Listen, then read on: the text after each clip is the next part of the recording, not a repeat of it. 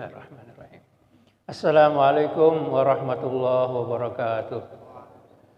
Alhamdulillahi rabbil alamin, wassalatu wassalamu ala sayyidil mursalin sayyidina wa habibina wa qaidina wa maulana Muhammad wa ala alihi wa ashabi ajmain. Subhanaka la ilma lana illa ma 'allamtana innaka antal alimul hakim. Allahumma 'allimna ma yanfa'una wanfa'na bima 'allamtana warzuqna ilman yanfa'una birahmatika ya arhamar rahimin. Rabbana shrah lana sudurana wa yassir lana umurana.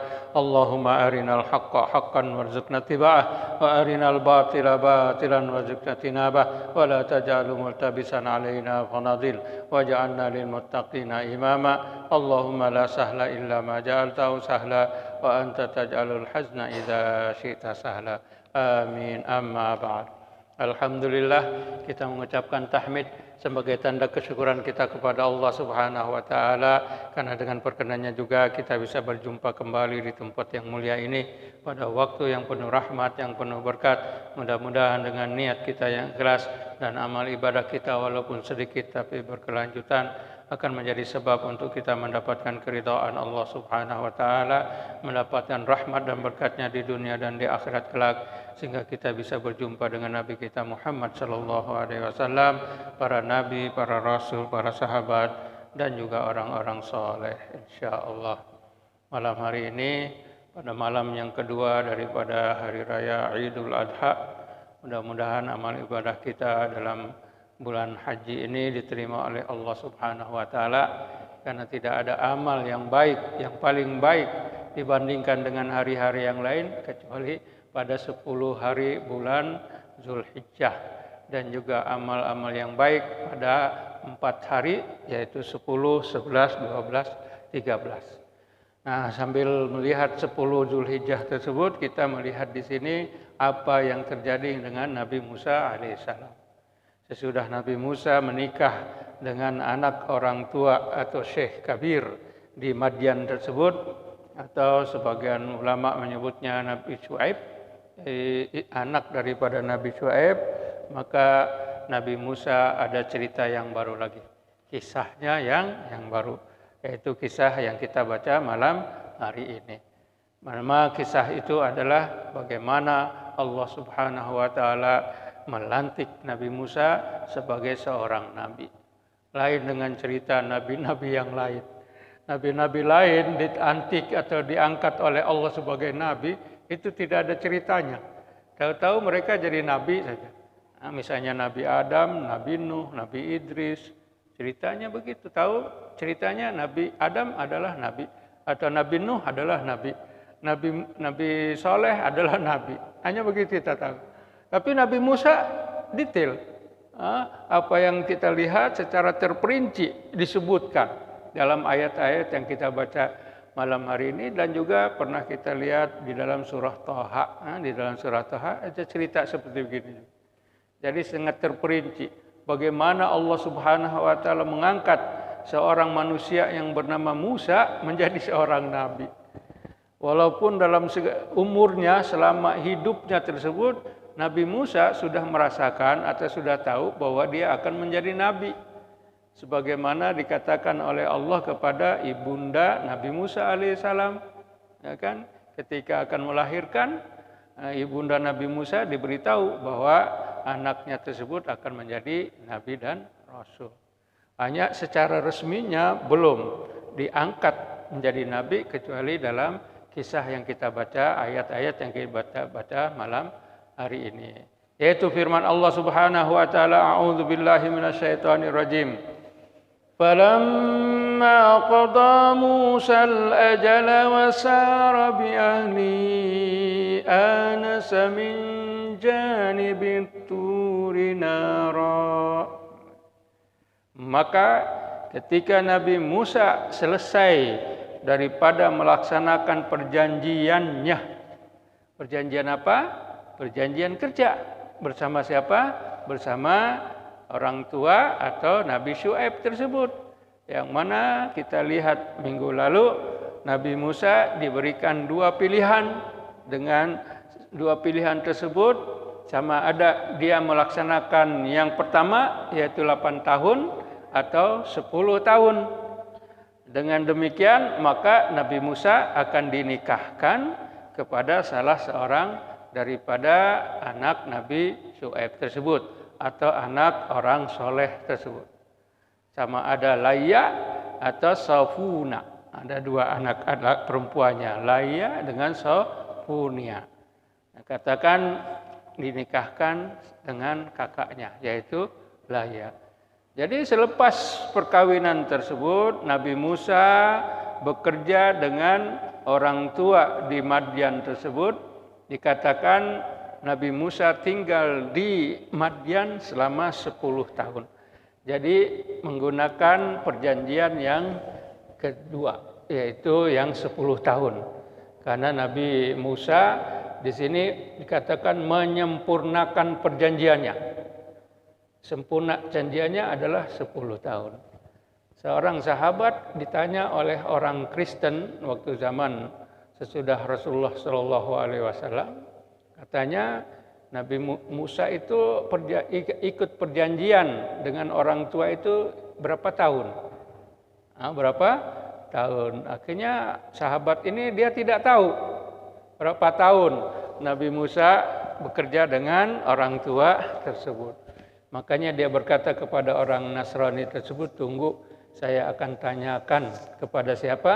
Kepada orang ahlinya, yaitu kepada orang yang punya ilmu. Siapa? Ibnu Abbas, karena disebutnya Habr, kepada lautan ilmu daripada para sahabat tersebut. Akhirnya tanyakan kepada Ibnu Abbas berapa lama, dan Ibnu Abbas mengatakan atamma, yang sempurna, yaitu yang 10 tahun. Makanya dikatakan Nabi Muhammad juga bertanya kepada malaikat Jibril. Nabi Muhammad bertanya kepada malaikat Jibril, wahai Jibril, Nabi Musa itu yang mana? Dia bekerja dengan orang tua tersebut yang 8 tahunkah atau 10 tahun? Kan ayatnya tidak menentukan, tidak menyebut. Ya kan ayatnya mengatakan ayyamal ajalaini qadaitu, yang mana saja perjanjian 8 atau 10, maka la udwana alai, saya tidak melakukan perbuatan atau melanggar perbuatan atau dosa. Anda tidak disebut berapa lama. Makanya Nabi Muhammad juga bertanya kepada malaikat Jibril, yang mana malaikat Jibril? Akhirnya malaikat Jibril memberitahukan kepada Nabi Muhammad yang sempurna, yaitu 10 tahun. Makanya dikatakan sesudah tinggal 10 tahun, Nabi Musa bekerja sebagai penggembala yang menjaga kambing-kambing ternak-ternakan orang tua tersebut.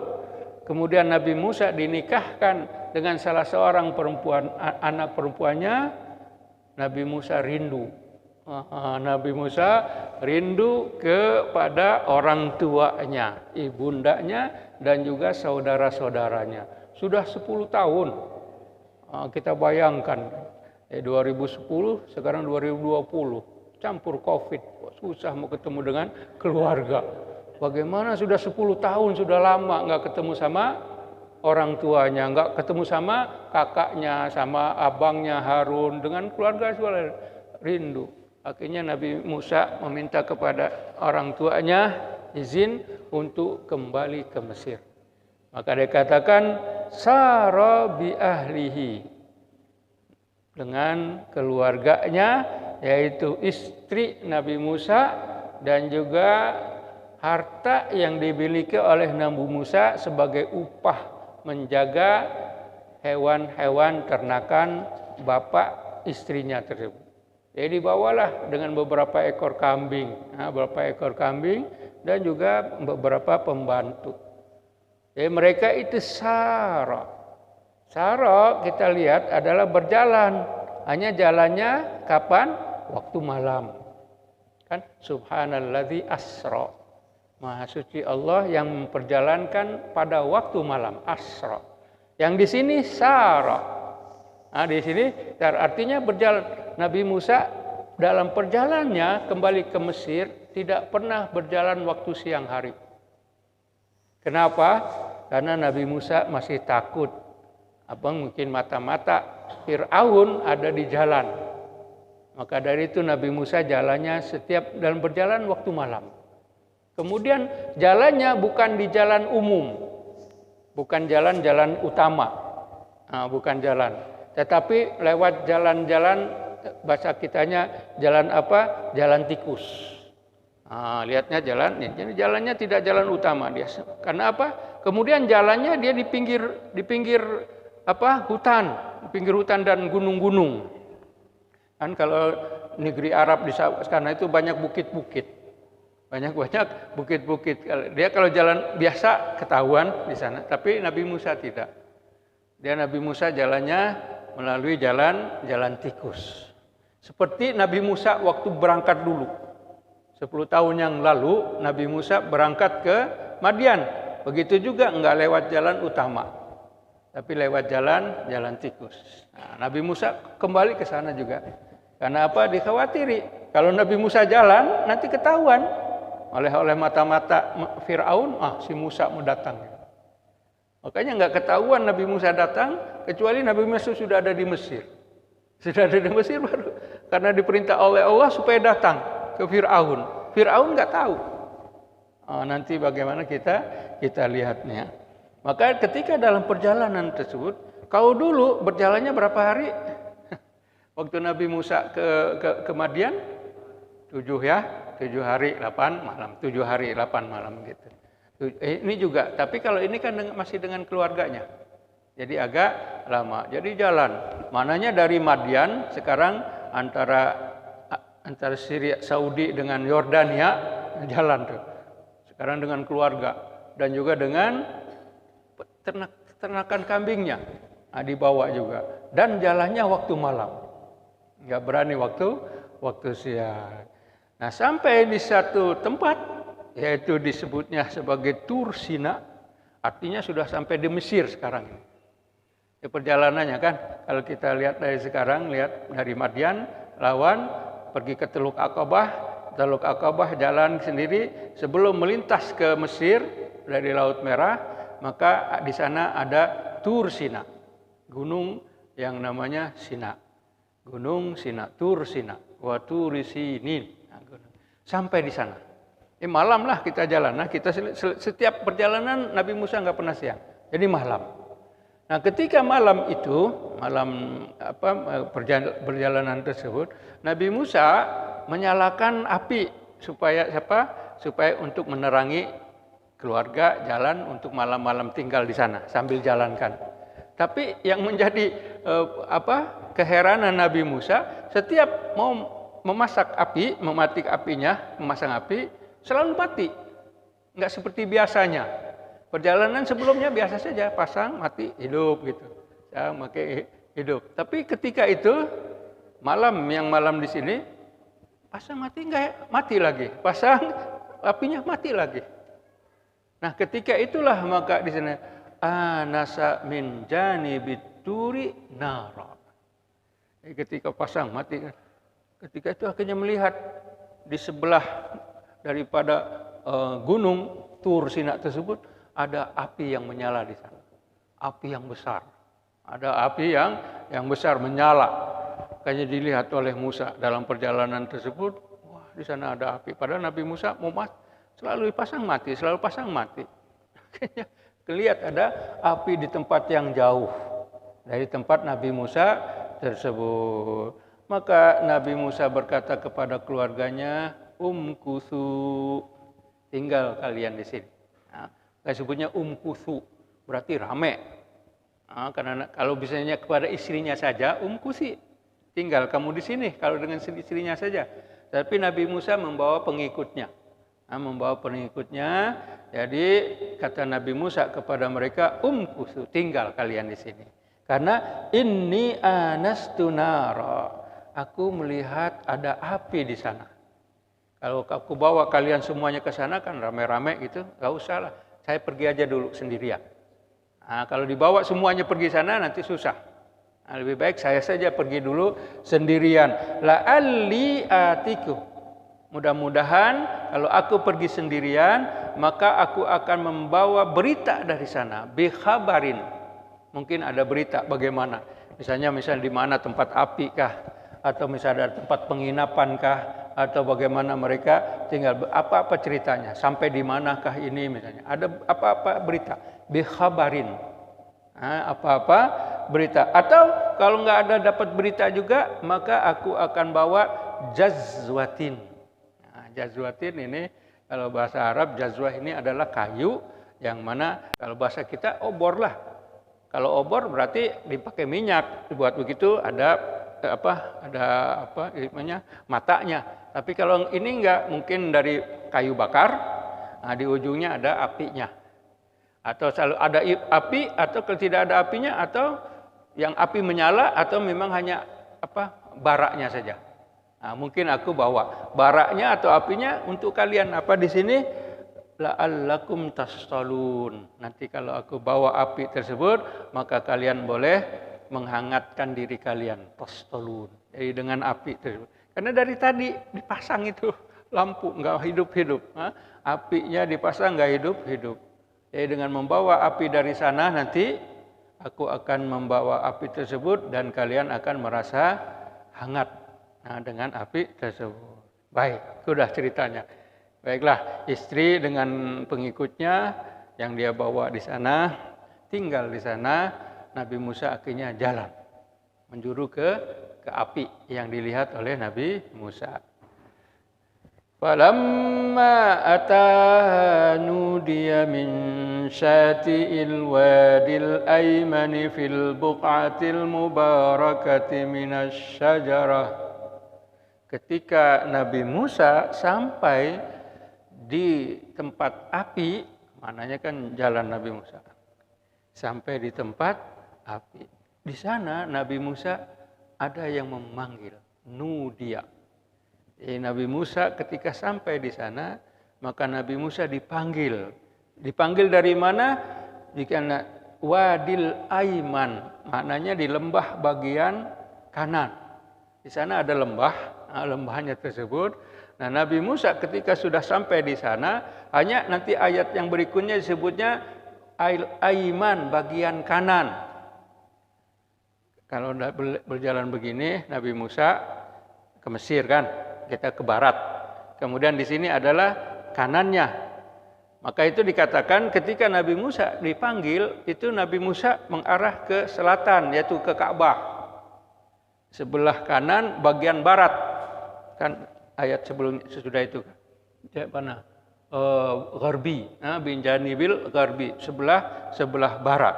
Maka kanan tersebut di sebelah kanan fil buq'ah mubarakah, yaitu di tempat yang penuh berkat. Di tempat yang penuh berkat tersebut. Yang disebut apa? Yaitu muqaddasi tua. Yang disebut sebagai lembah tua. Lembah suci tua. Mekah mubarakah. Ya kan? Dikatakan dalam ayat Al-Qur'an, alladzi bi Bakkah mubarakah. Mekah yang penuh berkat. Mekah kota sendiri, kotanya yang penuh berkat. Kalau ini enggak buq'ah. Buq'ah ini sebagian tempat. Sebagian, yani tidak semua. Yang ada buq'ahnya. Sebagian tempat yang penuh berkat. Yang disebut sebagai apa? Yaitu tadi kita sebutkan. Lembah tua. Lembah tua, dalam ketika itu Nabi Musa diperintahkan oleh Allah, fakhla'na laika. Buka, tanggalkan kamu punya sepatu atau sendal. Tanggalkan sendal kamu. Kalau kita cerita Nabi Musa dari Mesir kan ke sana sudah enggak, sendalnya sudah enggak ada dia. Sudah hangus, sudah rusak sendalnya. Kalau sekarang ini Nabi Musa kan kembali dalam keadaan baik bersama dengan pengikut, dengan istrinya. Jadi masih ada sendal dengan sepatunya begitu. Dalam ayat yang lain disebut ikhla'na alaika. Buka itu kamu punya sendal, wahai Musa. Karena apa? Karena engkau bil wadil muqaddasi tua. Di lembah suci yang bernama Tua. Jadi di sini buq'ah mubarakah. Buq'ah mubarakah. Dipanggil dari mana? Minasy syajarah. Jadi di ujung kanan, di sana, di sebelah sana ada pohon, maka dipanggil di sana. Artinya Nabi Musa ke sini selatan, pohonnya ke selatan, Nabi Musa menghadap Ka'bah, menghadap kiblat. Dikatakan menghadap kiblat. Maka dipanggil dari pohon tersebut. Dari pohon. Apa yang Nabi Musa dengar? Ayya Musa inni anallahu rabbul alamin. Dengan Allah Subhanahu wa taala telah memberikan kekuasaan kepada Nabi Musa. Mungkin ketika mendengarnya tersebut, Nabi Musa bukan manusia biasa. Bukan manusia biasa. Karena apa? Karena ada seruan. Yang menyerunya siapa? Allah Subhanahu wa taala sendiri yang ajali. Yang mana ucapannya, perkataannya adalah ajali, bukan hadis, bukan sesuatu yang baru. Sudah Allah tetapkan. Jadi Nabi Musa mendengar itu. Artinya ketika mendengar, Nabi Musa sudah dalam keadaan yang bukan manusia biasa. Karena bisa mendengar perkataan Allah Subhanahu wa taala. Manusia biasa tidak akan bisa mendengar seperti itu. Tapi Nabi Musa sudah diberikan mukjizat, kekuasaan kepadanya supaya bisa mendengar seruan Allah Subhanahu wa taala, firman Allah, dan juga akan berbicara. Berbicara dengan Allah Subhanahu wa taala. Jadi katakan kata yang menyeru tadi, inni anallah. Jadi Allah sendiri yang berbicara dengan Nabi Musa, bukan siapa-siapa. Nabi Muhammad tidak, pertama sekali ketemu malaikat Jibril, dipanggil oleh Jibril, bukan dengan Allah Subhanahu wa taala. Tapi Nabi Musa Allah sendiri yang. Karena kalau kita pikirkan Nabi Musa, dikatakan kita sudah sebut 30 tahun Nabi Musa lari. Kembali lagi ke Mesir, umur 10 tahun, berarti sekarang 40 tahun. Umurnya 40 tahun. Dalam 40 tahun tersebut Nabi Musa memang kita lihat kehidupannya lain dengan Nabi Muhammad SAW. Jadi di sini Nabi Musa alaihissalam langsung malam itu diseru atau dipanggil oleh Allah Subhanahu wa taala, yang mana dia berkata, inni anallah. Sesungguhnya aku adalah Allah, Tuhan seru sekalian alam, Rabbul alamin. Langsung gitu. Kalau begitu, kalau misalnya ada orang yang mengaku, misalnya dia mendengar ada katanya Tuhan berkata, baik dia akan lari, takutkah? Atau dia akan dikatakan berbohong kah? Ya kan? Nggak mungkin ada Allah bicara dengan manusia. Tapi ini Al-Quran yang memberitahukan kepada kita. Berarti benar. Berarti benar. Ini adalah ucapan atau firman Allah Subhanahu wa taala kepada Nabi Musa. Wahai Musa, aku adalah Allah, Tuhan. Terus langsung tidak mengatakan Tuhanmu, tidak. Aku adalah Allah. Aku adalah Allah, Tuhan seru sekalian alam. Kemudian ketika sudah mendengar firman Allah tersebut, Nabi Musa akhirnya tunduk dengan apa yang ada. Di dalam surah Thaha sudah dibahas di sana lebih panjang bagaimana keadaan tersebut. Disebutkan di sana satu tempat yang mana cahayanya sangat luar biasa, bisa kelihatan mana-mana terangnya tempat tersebut. Sangat terang, sangat terang. Artinya di tempat yang penuh berkah ini. Sudah itu Nabi Musa akhirnya dipanggil oleh Allah Subhanahu wa taala.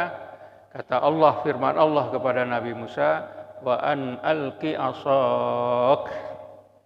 Jadi kata sudah cerita yang lain, Nabi di surah Thaha lebih panjang di sana. Sekarang sudah bicara Allah begitu. Akhirnya kalau di sana kan ditanya, wa matilka biyaminika ya Musa. Kalau dalam surah apa? Surah Thaha. Wahai Musa, apa yang di tangan kanan kamu? Wa matilka biyaminika. Apa yang ada pada tangan kanan kamu? Kata Nabi Musa, tentu Allah lebih tahu. Hiya asaya, ini tongkatku. Ini tongkatku. Ahusyu biha ala ghanami. Aku akan menguruskan kambing-kambingku, mengaturkan kambing-kambingku, dan juga waliya fiha ma'aribu ukhra. Aku punya tujuan-tujuan lain lagi dengan menggunakan tongkat ini. Tongkat Nabi Musa tersebut. Baik, itu tongkat kamu. Sekarang alqi asaka. Lempar tongkat kamu itu. Yang kamu pegang di tangan kanan kamu, tongkat tersebut lempar oleh kamu. An alqi asaka. Ketika dilempar oleh Nabi Musa, ikut firman Allah, falamma ra'aha tahtazzu. Jadi tongkat dipegang Nabi Musa, dilemparkan oleh Nabi Musa. Ketika dilempar tersebut, akhirnya tongkatnya bergerak. Tahtazzu, tongkatnya bergerak. Seolah-olah apa yang terjadi, dia menjadi seekor ular yang besar. Jan. Kalau tadi terjemah saya dengar kecil. Kalau kecil nggak takut lah. Ini nggak jan, seperti jin, sangat besar. Kepalanya semua dikatakan memakan apa saja yang ada di situ. Karena kan terang, pohon, batu, apa semuanya ditelan. Oleh apa? Oleh ular ini. Karena menjadi ular. Ka'annaha jan, kata ulama. Ketika melihat itu, walla mudbira. Nabi Musa lari kucar-kacir. Terus ketika melihat ada di sana ular yang bergerak begitu cepat, begitu pantas, besar tersebut, Nabi Musa akhirnya lari terus terbalik. Di sini ular, Nabi Musa ke belakang, lari terus, terbirit-birit, larinya tersebut. Wah, sudah tidak melihat apa, tidak pikir apa lagi. Pokoknya ngelihat seperti itu terus lari. Itu biasalah seperti itu. Kita juga kan ngelihat aja apa saja kita akan lari. Masa larinya ke depan? Larinya ke belakang lah, ya kan? Lari ke depan. Walla mudbira. Tetapi walam yu'aqib, tidak dikejar oleh siapa? Oleh si ular tersebut. Lari Nabi Musa itu karena merasa takut. Dilempar tahu-tahu ular besar. Semua yang dilihat semuanya dimakan, ditelan sama ular. Nabi Musa lari ke belakang balik tersebut. Tidak diikuti, akhirnya dipanggil, ya Musa akbil, wahai Musa balik, jangan terus kamu kabur, kembali kamu, akbil, kembali lagi, kembali, wala takhaf, jangan kamu takut, jangan kamu, innaka minal aminin, sesungguhnya engkau termasuk orang-orang yang selamat. Nggak apa-apa, kamu lihat memang seperti gitu, tongkat kamu menjadi ular yang besar. Kamu jangan takut karena engkau termasuk orang-orang yang mendapatkan keselamatan. Satu. Yang keduanya, usluk yadaka fi jaybika. Masukkan telapak tanganmu fi jaybika. Kalau jaib bahasa sekarang ini kantong. Bahasa kita sekarang ini kantong. Jaib bahasa modernnya gitu. Dahulu dikatakan diterjemahkannya itu masukkan ke kantong lehermu. Berarti kalau kita lihat baju Nabi Musa itu dulu memang lebar, bajunya lebar, ya kan? Bajunya tidak pakai celana itu, tidak pakai celana, lebar begitu, maka suruh masukkan ke kantong lehernya. Berarti baju lehernya begitu kan? Siapa yang hari ini malam pakai? Misalnya masukkan. Jadi disuruh masukkan ke dalam leher, kantong lehernya. Disebutkan. Maka dikatakan fi jaybika, masuk. Ketika sudah dimasukkan, keluarkan. Takhruj bayda'a min ghairi su. Maka akan keluar dari sana warna putih bercahaya. Putih tangan tersebut sangat bercahaya, yang mana tidak ada di sana sakit. Tidak ada sakit di sana. Min ghairi su. Betul-betul putih. Bukan putih penyakit baros yang kita minta doa sekarang. Penyakit putih, bukan. Tetapi memang warnanya akan putih tanpa ada kerusakan di sana. Tidak ada sakit dan juga kerusakan, keburukan tidak ada. Betul-betul putih. Kamu masukkan ke dalam leher dari baju. Dilakukan oleh Nabi Musa. Masukkan, keluar putih. Memang betul-betul putih. Yang nanti akan dipakai untuk apa? Untuk cahaya anak keluarganya nanti. Dan juga wadmum ya ilaika janahaka minar rahb.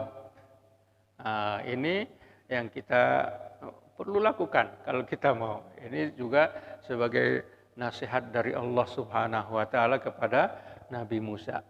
Kan kamu sekarang dalam keadaan takut, ya kan? Sudah melihat ular, sudah melihat bagaimana putih itu kan luar biasa. Kamu sekarang merasa takut nih. Iya kan? Maka itu karena kamu merasa takut, maka dekaplah olehmu dadamu. Di dekat wadmum janahika, dekat dadanya tersebut. Maka disuruh oleh Allah. Kalau kamu mendapatkan sebegitu, Dekap. Kita juga sekarang kalau kita merasa takut atau apa, lakukan seperti apa yang ada dalam ayat ini. Apa saja kita menghadapi takut, rasa khawatir, rasa apa, dekap saja. Seperti melakukan wadmum janahika. Pegang dada atau apa yang ada. Kemarin waktu ada webinar, ada dari Filipina, dia kasih tahu dia ahli psikologi dari universitas di Palestina, di Filipina. Akhirnya dia bilang seperti gitu. Kalau kita untuk merasa tenang supaya kita tidak khawatir, tidak apa, katanya pegang seperti begini. Dia psikologi tuh, nggak tahu Quran kan, nggak tahu tuh, tapi dia sebutnya gitu. Dalam ilmu psikologi seperti gitu. Rasa takut, rasa khawatir, katanya pegang seperti gini. Akhirnya saya sebutkan bahwa dalam Al-Quran ada seperti gitu disebut. Dia psikologi, ilmunya psikologi. Tapi Al-Quran kita ada seperti gitu. Di dalam Al-Quran. Maka Allah merasa takut, pegang saja kepada ketiaknya atau ujung tangannya tersebut. Fadzanikani burhanani. Yang dua tadi yaitu tongkat dengan dengan cahaya tangan, itu adalah dua bukti mukjizat dari Tuhanmu yang mana kamu akan bawa kepada Fir'aun dan juga wa malaihi dan pembesar-pembesarnya. Dua tadi tongkat dengan tangan, nanti kamu bawa ini kepada siapa? Kepada Fir'aun dan juga kepada pembesar-pembesarnya. Kenapa kamu bawa itu? Karena innahum kanu qauman fasiqin. Karena mereka ini adalah bangsa yang fasik. Bangsa yang fasik, keluar dari jalan yang lurus, keluar dari jalan yang benar. Maka sebutnya fasik. Nah, fasik berasal daripada bahasa Arab fisq. Fisq ini adalah biji korma, kemudian ada talinya atau ada baris-barisnya tersebut lepas, itu fisq namanya. Jadi keluar dari biji jalan yang lurus, harusnya merapat, tapi ini keluar. Nah, itu disebutnya fisq. Orang Fir'aun dengan pembesar-pembesarnya, mereka ini keluar dari jalan yang lurus. Karena sudah memerintah, kamu sudah ada di sana dulu, bagaimana ceritanya mereka membunuh keturunan Bani Israel, dengan cerita-cerita yang dulu. Nah, sekarang kamu akan kembali. Kamu berjumpa dengan Fir'aun dan pembesar-pembesarnya, dan kamu akan menyeru mereka kepada jalan, supaya kembali ke jalan yang benar dengan dua mukjizat tadi. Dengan dua mukjizat, yaitu tongkat dan tangan yang akan berwarna atau mengkilat, bersinar putih tersebut. Tapi Nabi Musa ketika diperintahkan untuk melakukan demikian, Nabi Musa ingat. Sudah 10 tahun kan, Nabi Musa lari. Nabi Musa mau ke Mesir, tadinya mau sembunyi-sembunyi. Supaya tidak diketahui oleh siapa? Fir'aun, dengan orang-orang Fir'aun tersebut sembunyi-sembunyi tadinya mulai. Tapi ini perintah Allah tidak. Enggak, kamu jumpa dia terang-terangan. Kamu berjumpa dengan Fir'aun dan pembesar-pembesarnya dengan terang-terangan. Kamu harus pergi. Bawa dua mukjizat ini. Tapi Nabi Musa bilang, wahai Tuhan, inni qataltu minhum nafsa. Aku telah membunuh salah seorang daripada bangsa mereka. Inni qataltu nafsan. Jadi diingatkan 10 tahun kejadian yang lalu, padahal sudah dikasih tahu bahwa Nabi Musa diampuni. Nabi Musa diampuni. Tapi Nabi Musa ingat itu. Wahai Tuhan, kalau aku pergi ke sana, kemudian aku bawa ini mukjizat seperti yang Engkau suruh, nanti aku takut mereka akan membunuhku. Karena aku telah membunuh salah seorang daripada orang-orang Kipti. Salah seorang daripada warga Fir'aun tersebut. Bagaimana nih Tuhan? Bagaimana perintahmu aku junjung, aku terima. Misalkan nanti kalau begitu aku pergi ke sana, fa'akhafu, aku takut mereka akan membunuhku. Membunuh betul. Nih sekarang Nabi Musa ngomongnya gitu. Tapi Nabi Musa ingat diterima pelantikannya atau pengangkatannya sebagai rasul dan juga tugas yang diembannya diterima, tapi Nabi Musa memohon kepada Allah, wahai Tuhan, wa akhi Haruna huwa afsahu minni lisana. Wahai Tuhan, saudaraku lelaki yang bernama Harun, saudara artinya lihat sudah 10 tahun nih, nggak pernah ketemu. Kalau sekarang sih 10 tahun nggak kerasa, ya kan? Karena setiap hari pakai WA, nggak kerasa 10 tahun. Kalau dulu kan 10 tahun nunggunya gimana? Terbayang atau kalau sekarang kan enggak. Bisa pakai apa? Apalagi pakai video call, bisa ngelihat. Waktu zaman dulu belum ada video call. Akhirnya 10 tahun. Ingat dengan abangnya, wahai Tuhan, abangku siapa namanya Harun. Dia lebih fasih, dia lebih jelas ngomongnya daripada aku. Karena Nabi Musa kan disebutnya yutamtim, ngomongnya itu nggak jelas. Karena apa? Karena bekas, lidahnya terbakar waktu kecil. Makanya kalau dia ngomong, orang nggak tahu apa yang saya mungkin begitu ngomongnya. Makanya nanti si Fir'aun ngomong, apa yang kamu ngomong Musa? Ngomong sudah seperti gitu, kamu menyuruh-nyuruh. Karena Nabi Musa ngomongnya seperti itu. Lisannya terbakar waktu kecil dulu kan. Ceritanya bagaimana supaya melihat ketika kita cerita itu waktu di istana Nabi Musa. Pilih antara permen sama api. Tadinya Nabi Musa mau ngambil makanan, tapi karena untuk membuktikan bahwa anak kecil nggak tahu apa-apa, akhirnya Allah mengalihkannya ke api. Dimakanlah api.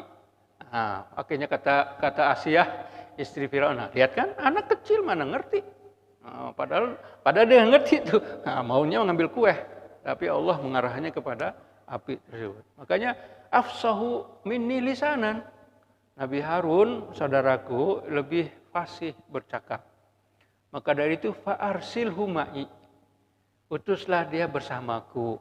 Jadi jangan saya sendiri. Jangan saya sendiri. Karena kalau saya bicara sendiri, orang tidak mengerti apa yang saya bicarakan. Tapi kalau saudaraku Harun, dia akan ngerti. Kemudian dia lebih fasih. Jadi apa yang aku ucapkan, dia akan mengerti. Nanti dia sambung. Dia menyambungkan. Arsilhu ma'iyah rid'an yusaddiquni, sebagai pendukungku, penyokongku yang akan membenarkan aku. Ya, kalau dia sendiri kan pergi Fir'aun ngomong, nanti siapa yang nggak ada kawan istilahnya. Maka kita di sini memang biasa kalau kita mau pergi kemana supaya dapat kawan bagus supaya bisa ngomong. Kalau sendiri artinya nggak bisa ngomong. Maka katakan ma'iyah. Itu sifat jibillah manusia tersebut. Inni akhafu an yukadzibun. Karena aku khawatir nanti mereka akan mendustakan aku. Kalau aku ngomong begini dan begitu, mereka tidak mengerti, mereka akan mendustakan aku. Kalau dengan siapa? Ada abangku Harun, mereka akan paham apa yang akan aku bicarakan. Baiklah, kata Allah Subhanahu wa taala, sanashuddu adulaka, kami akan perkuat dirimu dengan mengangkat juga saudaramu. Jadi permohonan Nabi Musa supaya saudaranya bersama Nabi Musa diangkat juga seperti Nabi Musa, arsil, menjadi nabi dan rasul. Makanya para ulama mengatakan tidak ada seorang saudara yang lebih hebat daripada Nabi Musa. Seorang manusia saudara ini tidak ada yang lebih hebat daripada Nabi Musa. Bagaimana Nabi Musa meminta saudaranya supaya jadi nabi? Ya kita misalnya mau jadi inikah, mau jadi menteri, mau jadi itu, memohon, ya Allah jadikan saudaraku juga menteri. Adik disebutkan dalam bahasa kitanya. Dalam bahasa kitanya apa disebutnya itu? Kroni atau nepotisme. Nah, ini nepotisme agama nih. Angkat saudara saya menjadi apa? Menjadi nabi juga, jadi rasul. Supaya dia bisa bersama aku berjumpa dengan Fir'aun tersebut. Nah sudah, ya aku akan jadi.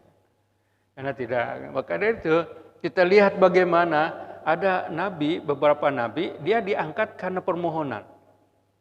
Seperti Nabi Harun ini. Diangkat karena permohonan Nabi Musa. Begitu juga Nabi Yahya. Nabi Yahya diangkat karena apa? Permintaan ayahandanya. Nabi Zakaria. Yarisuni wa yarisu min ali Yaqub. Mewarisi aku dan mewarisi keluarga Yakub. Diminta akhirnya jadi nabi. Nabi Yahya menjadi nabi juga. Nah, ini juga Nabi Harun diminta. Kalau yang lain tidak bisa diminta. Maka dari itu dikatakan kami akan mendukung kamu, memperkuat kamu dengan saudaramu dan manaj'al lakuma sultana. Kami akan jadikan untuk kalian kekuasaan. Yang mana dengan kekuasaan yang kamu miliki, berdua miliki, fala yasiluna ilaikum. Mereka Firaun dengan dengan pendukung-pendukungnya, dengan pembesar-pembesarnya, mereka tidak akan bisa menyentuh kalian.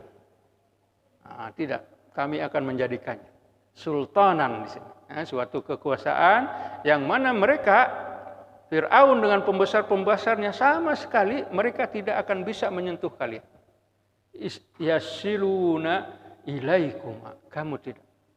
Dengan kekuatan kami, dengan tanda-tanda kebesaran kami, bi ayatina antuma wa manittaba'akumal ghalibun. Nah, dari sini Nabi Musa tahu bahwa Nabi Musa akan sentiasa menang. Nabi Musa akan selalu mendapatkan pertolongan dari Allah Subhanahu. Dan taba'akuma. Siapa yang mengikuti kalian? Yaitu Bani Israel. Nah, Bani Israel, mereka ini selalu akan mendapatkan kemenangan. Ghalibun. Mereka akan mendapatkan kemenangan. Bagaimana kemenangan-kemenangan itu? Karena Nabi Musa kan 10 tahun akan kembali, nanti di Mesir akan terjadi perkara-perkara yang akan kita lihat nanti. Jadi di sini dilantik sampai nanti bagaimana Nabi Musa sampai di Mesir ketemu sama saudaranya Harun dan ibundanya di mana di Mesir tersebut. Bagaimana keadaan itu? Kemudian mereka akan pergi kepada siapa? Kepada Firaun dan pembesar-pembesarnya. Bagaimana cerita tersebut? To be continued. Insyaallah minggu depan. Sudah habis sekarang.